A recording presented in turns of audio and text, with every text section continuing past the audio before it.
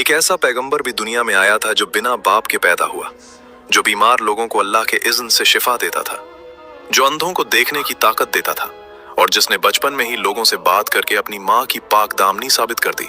ये वाकया है मरियम रजी अल्लाह अन्हा के बेटे ईसा अलैहिस्सलाम का।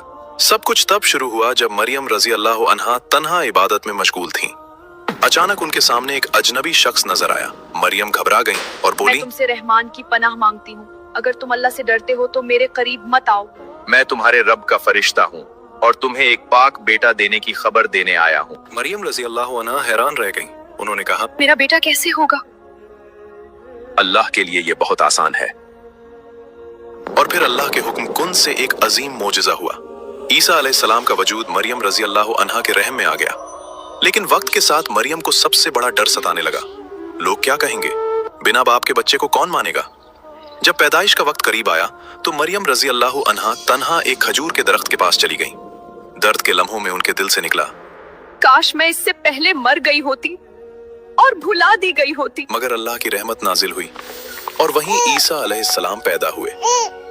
जब मरियम रजी अल्लाह अन्हा अपने बच्चे को लेकर लोगों के पास वापस आईं, तो हर तरफ इल्जाम लगने लगे। मरियम, ये तुमने क्या कर दिया?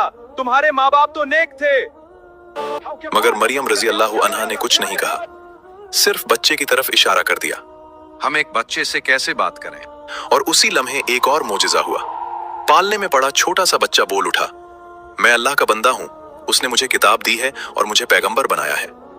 ये अल्फाज मरियम रजी अल्लाह अन्हा की पाक दामनी का सबसे बड़ा सबूत बन गए। वक्त गुजरता गया। जब ईसा अलैहिस्सलाम बड़े हुए तो अल्लाह ने उन्हें पैगंबरी अता की। उनके हाथ पर कई मोजिज़े जाहिर हुए। अंधे देखने लगे, जज़ामी ठीक हो गए और अल्लाह के इज़्न से मुर्दे भी जिंदा हो गए। लोग झुंड के झुंड उनकी बात सुनने आते थे, मगर हर कोई खुश नहीं था। उस वक्त के मजहबी रहनुमा यानी उलमा और हाकिम अपनी ताकत खोने लगे थे। उन्होंने फैसला किया कि ईसा अलैहिस्सलाम को खत्म करना होगा। उन्होंने हुक्मरानों को भड़काकर ईसा अलैहिस्सलाम को गिरफ्तार करवाने का प्लान बनाया। मगर अल्लाह की तदबीर सबसे बेहतर होती है।